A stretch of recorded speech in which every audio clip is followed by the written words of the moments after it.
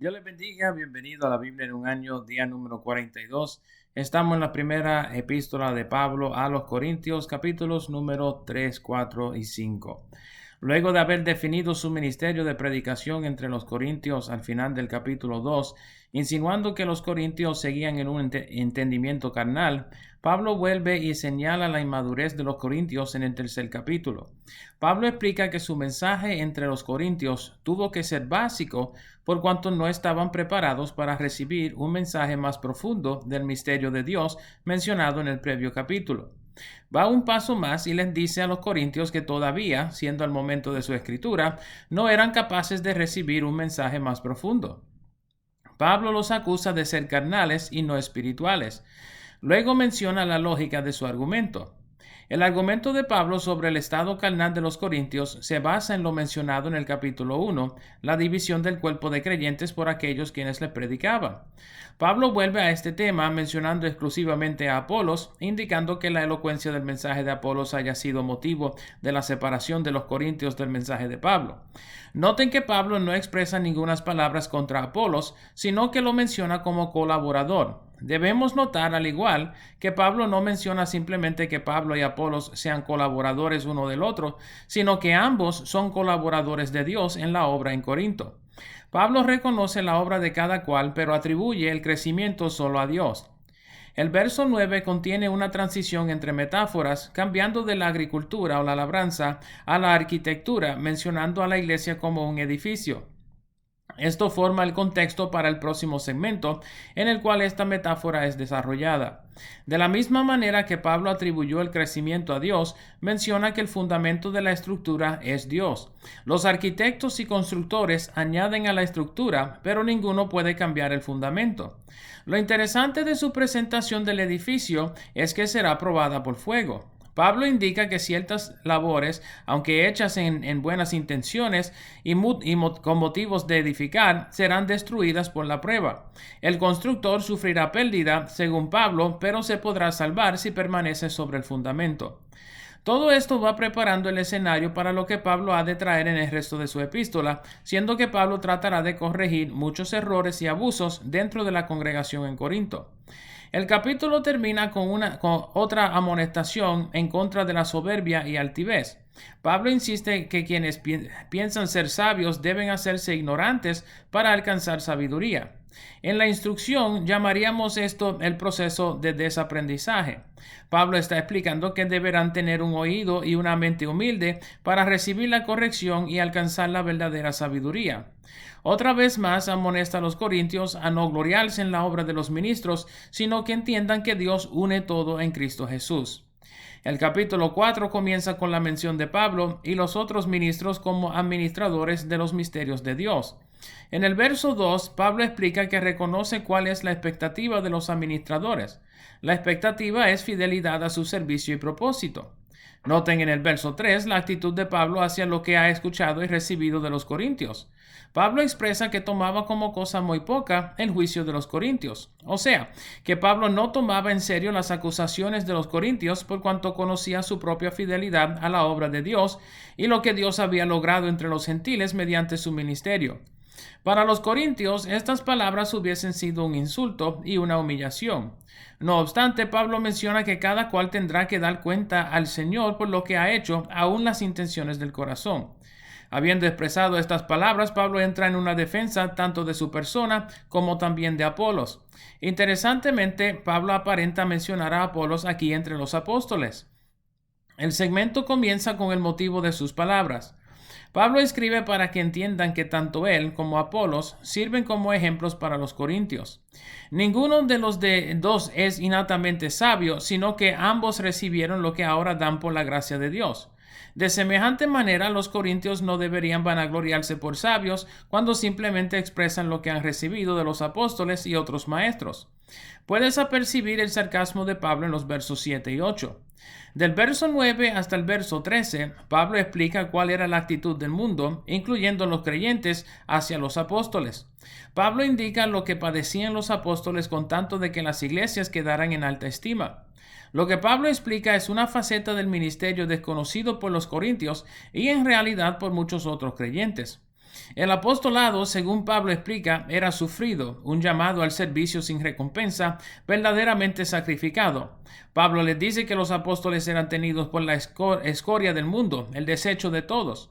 Estas palabras de Pablo hacen que cualquiera quien las lea tenga una mejor perspectiva de la obra del apóstol entre la iglesia. De inmediato, en el verso 14, Pablo explica que las palabras no eran para avergonzar a los corintios, sino para que entendieran el sacrificio de Pablo por la obra en Corinto, como padre quien ha engendrado muchos hijos. Pablo aparentemente envió a Timoteo con la epístola a Corinto. Timoteo vendría a ser obispo o pastor de Éfeso más luego en su vida, pero aparentemente tenía la sabiduría y experiencia necesaria para manejar la situación en Corinto como consultante. Al final del capítulo, Pablo menciona que ha de regresar a Corinto y quería hacerlo como un padre amable y no con una vara de disciplina, aunque les deja el escoge a los corintios. Pablo indica que algunos son problemáticos en la congregación, pensando que Pablo no volvería a la ciudad. Esto puede ser por el testimonio que ellos mismos regaban del apóstol, pero Pablo insiste que irá de nuevo a Corinto y menciona que se conocerá el poder de tales hombres, porque el reino de Dios no consta de palabras, sino de poder. Recuerden las palabras de Pablo en el capítulo 2, cuando les recordó que su predicación no fue con mucha palabrería, sino con demostración de poder. Habiendo tratado con el asunto de las divisiones en Corinto, aunque regresará al tema luego, Pablo comienza a tratar con otros problemas en Corinto, comenzando en el capítulo 5. El capítulo entero se dedica al problema de un individuo fornicario en la congregación. El primer verso es escrito con mucha intencionalidad. Primeramente, Pablo menciona que se ha oído hablar acerca del caso en Corinto. Esto es intencional de parte del apóstol para que la iglesia entendiera que no solo se estaba hablando acerca de los comentarios de los corintios en cuanto a Pablo, sino que se hablaba también de la congregación. Mientras que algunos pensaban hacerle daño al testimonio de Pablo, Pablo hace claro que el testimonio de la iglesia en Corinto también es conocido por muchos. Segundo, que el caso de fornicación en Corinto era tal que ni aun entre los gentiles se veía parecido caso. Pablo se expresa de esta manera para señalar la gravedad del pecado en Corinto y para humillar a los líderes de la congregación por no lidiar con el asunto antes. Tercero, es específico, mencionando el pecado detalladamente que un hombre, miembro de la iglesia en Corinto, había tomado la mujer de su propio padre. Antes de brincar a conclusiones, debemos notar que esto no indica que el hombre estuviera con su propia madre. Hay varias posibilidades en este caso. Primeramente, que el padre de tal hombre se haya divorciado y casado con otra mujer, cual ahora le fue infiel con su hijo. Segundo, que la madre del hombre hubiese muerta y el padre haya tomado otra mujer. Tercero, la observación que, en contraste a nuestros tiempos, los hombres frecuentemente tenían más de una esposa. De todos modos, el acto era inexcusable en la congregación. Pablo indica por sus palabras en el verso 2 que en vez de juzgar a tal hombre, la congregación actualmente lo apoyaba. Pablo indica que tal hombre debía haber sido desechado de la congregación. Las palabras de Pablo en los versos 3 al 5 van en línea con este juicio, pero han venido a ser centro de mucho debate entre los creyentes. Para poder entender lo que Pablo menciona en los versos 3 al 5, debemos reconocer la perspectiva de Pablo en cuanto a la composición de la iglesia. Para Pablo, la iglesia es un solo cuerpo y lo que se permite dentro del cuerpo, por dañino que sea, afectará a todo el cuerpo. El enfoque de Pablo, como nos ha sido evidente en su epístola a los Romanos y los primeros capítulos de esta epístola, siempre ha sido en lo eternal, la conquista de la vida eterna. De tal manera, las cosas que puedan afectar la salvación del hombre, y en especial la salvación de los demás, se tendrían que manejar con inmediación y seriedad. Pablo pronuncia su propio juicio en contra del hombre y amonesta a la congregación a unirse a él en su juicio, desechando al hombre de la congregación. En el verso 5, Pablo menciona que tal individuo debería ser entregado a Satanás para la destrucción de la carne. Aunque estas palabras suenan fuertes, observen que el interés de Pablo es la salvación eterna de su alma.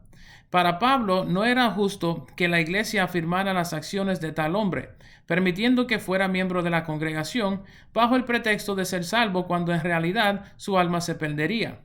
Al ser entregado a Satanás, el hombre viviría las consecuencias de sus acciones en esperanza de que se arrepintiera y se salvara. Cuando Pablo menciona entregarlo a Satanás, debemos recordar las palabras de Pablo en 2 Corintios 12 acerca del aguijón en su propia carne. En ese instante, Pablo afirma que el aguijón en su carne, mencionado como un mensajero de Satanás, lo mantenía humilde y cognoscente de su necesidad de la gracia de Dios. Su esperanza en tratar con este hombre de semejante manera era que recibiera la misma conciencia de su necesidad de arrepentimiento y gracia en Cristo Jesús. Esto no podía suceder mientras la iglesia misma aprobaba de su estado de pecado. Los versos 6 al 8 explican el efecto del pecado del uno sobre la congregación completa. Un poco de levadura leuda toda la masa. Es una referencia al efecto sobre la congregación del pecado de este hombre. Pablo utiliza este mismo concepto en su epístola a los Gálatas también. Esto enfatiza la unidad del cuerpo de creyentes y la responsabilidad corporativa de la santidad. El verso 9 indica otra carta del apóstol, aparte de las otras dos en esta correspondencia, cuales son primera y segunda de Corintios, con sus respectivas cartas de los Corintios hacia Pablo, en la cual Pablo les amonestó a no juntarse con los fornicarios, ni ávaros, ni ladrones, ni idólatras. Noten en el verso 10 que la amonestación no fue a separarse totalmente de esta gente, porque hay muchos en el mundo. Para separarse totalmente de tales personas tendrían que salir totalmente del mundo. La amonestación de Pablo fue de no juntarse con tales personas en la congregación. Noten el verso 11 donde Pablo explica que no deberían juntarse con ninguno que hiciera tales cosas mientras profesaba ser hermano en la fe. La referencia para no comer tampoco con ellos es con relación al concepto de acuerdo mediante la cena. Culturalmente, al compartir una cena con un individuo, entraba en un acuerdo con esa persona. Al cenar con tales personas, para Pablo, estarían afirmando su estatus. El capítulo termina con una última amonestación a quitar el hombre de la congregación en Corinto. Espero este video les sea de bendición. Nos veremos mañana por estas partes.